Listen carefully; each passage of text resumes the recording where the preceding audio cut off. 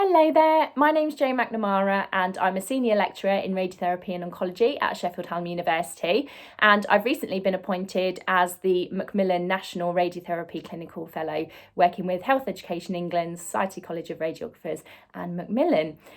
So thank you so much for inviting me to talk to everyone today. It's been a real honour, and actually I am always passionate to talk about the role of a therapeutic radiographer and radiotherapy and oncology, so thank you. So one of the questions I was asked was, can I describe the journey that's led me to where I am at the moment in terms of my career? So I studied radiotherapy and oncology at Sheffield Hallam University, and I have to say, I didn't know what a therapeutic radiographer was. I originally started as a physio, so I worked as an assistant physiotherapist, and then I knew I wanted to qualify as a physio, and so I went and started the course at Sheffield Hallam University. And as part of that, on my first day, I was asked, let's look at the shoulder, let's learn about the body, and I actually passed out. And I knew from that moment that actually I wasn't cut out to be a physio. And even now, actually, if someone goes to manipulate my wrist or do any physio, it does make me queasy. So I was definitely not cut out to be a physio. And I was extremely upset. I'd moved all the way to Sheffield, so I had no idea what I was going to do.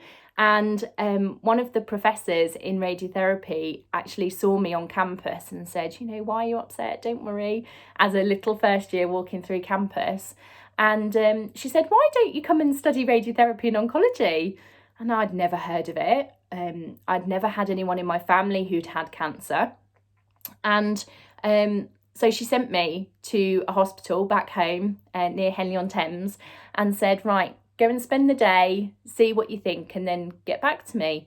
And probably within 15 minutes of being in the department, I knew it was amazing. The therapeutic radiographers had such an awe around them. They were able to communicate so effectively with patients, reassure them, were empathetic, whilst also administering radiotherapy, which was highly scary. As a 18-year-old walking into a radiotherapy department with these massive linear accelerators was so daunting, and that was for me who didn't have cancer.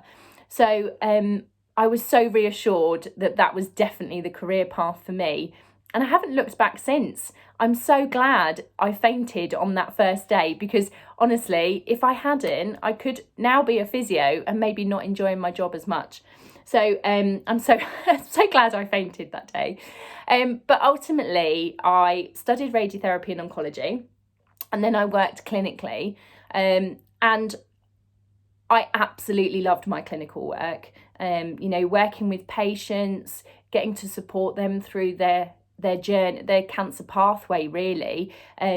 Looking holistically at their needs. I did get involved in lots, so I got lots of clinical experience in a very short space of time. And actually, I was really privileged that I got to do lots of things outside of the radiotherapy department as well. So I did work for charities, I supported maybe society agendas, and I kind of looked for extracurricular activities around my profession, and did extra study. And so that definitely gave me a wider sense of what else was going on within oncology, and could support our patients better. I was also absolutely intrigued by the equipment, the software. I think nobody can prepare you for how rapidly things change within radiotherapy and oncology.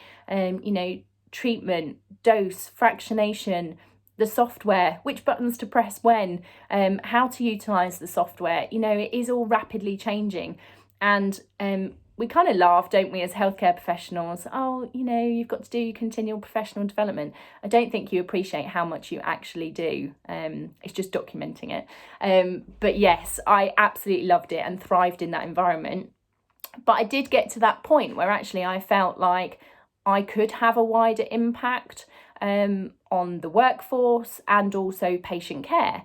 So when I was approached to do some teaching, I was, it was nothing I'd ever considered before. And I thought, oh yes, this is something I could maybe look to do. And being so passionate about being a therapeutic radiographer, I think came across in the teaching that I did. And so I continued with that for about a year. And then I actually got a job at Sheffield Hallam University, and I absolutely love it.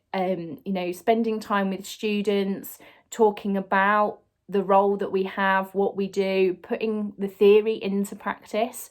It's definitely a learning curve. And there are loads of challenges working within academia that I'm sure anyone working within higher education will appreciate. But ultimately, the thing for me is knowing that I can have a huge impact on patients through the students that I train. So, if you get a student who is struggling with communication skills, being able to see them put into practice some of the things that you've taught them and communicating effectively with a patient, putting them at ease, showing empathy as part of that first day chat, for me is the biggest job satisfaction that I could ever have. During my time in academia, I've had a lot of experience around recruitment and retention, and that's kind of where I chose to specialise, really. So I'm the recruitment lead for radiotherapy and oncology, and I worked quite a lot on projects, so supporting allied health professionals in their role as recruitment leads, and also doing some of the SciHead projects with Health Education England has given me huge insight, and working collaboratively with other recruitment leads, but also within other agencies outside of the university, schools, colleges, and clinical partners as well. So from that perspective, I've had lots of networking opportunities, and that's definitely helped me to learn more, experience more, and hopefully increase other people's knowledge around radiotherapy and oncology, and also the role of a therapeutic radiographer. So one of the questions I was asked was, what key advice would I give to someone who's maybe aspiring to go into education, or looking at maybe a clinical fellow role, or working maybe outside of a radiotherapy department, but still staying true and representing the profession? And from my perspective, it's all about motivation and passion. So I am not very intelligent. I wouldn't say that the qualifications I've got have come easily to me. I really have to work very hard. I remember at university studying into the early hours of the morning because I just couldn't grasp certain things. And that's absolutely fine. But if you know that it's something that you want to do, you can definitely kind of push to achieve it. And so my biggest piece of advice would be passionate about what you do.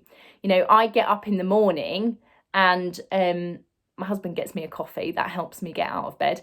But I have to say that I am energised to go to work. I absolutely love my job. I'm excited about what I've got on in the day. And yes, it's hard work. We face lots of challenges, lots of barriers, but actually overcoming them is actually part of the reason why I love my job. Finding solutions to things that are happening. COVID has come along and disrupted more or less everything within my educational life, but also within this new role. Networking is not necessarily as easy. Having those face-to-face conversations and getting out into the clinical department isn't as easy as we would hope. But actually, I'm excited by being able to talk to people, share experiences, and learn from others, which is very, very important to me.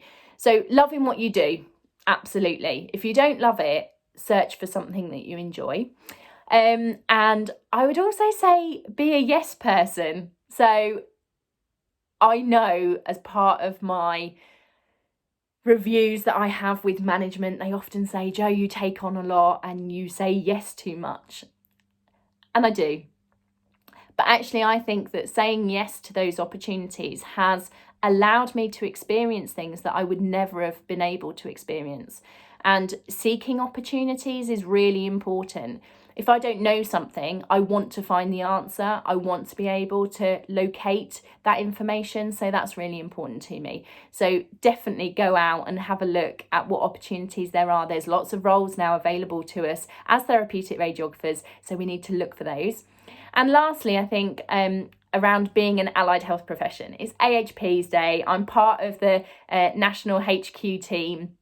And I'm so proud of being an allied health professional. And I would encourage anyone who's an AHP to celebrate today, shout about our role, shout about the work we do. The NHS isn't just about doctors and nurses, and actually we have loads to learn with, from and about each other, and doing that I think will support the patient pathway ultimately, and hopefully develop a workforce that can work collaboratively across different care pathways. So thank you again ever so much for having me. Hopefully I haven't bored you. It's very weird talking to a camera on my own in a room. But thank you ever so much, and have a great day, and shout AHPs Day to anyone you see today. Thank you ever so much. Bye bye.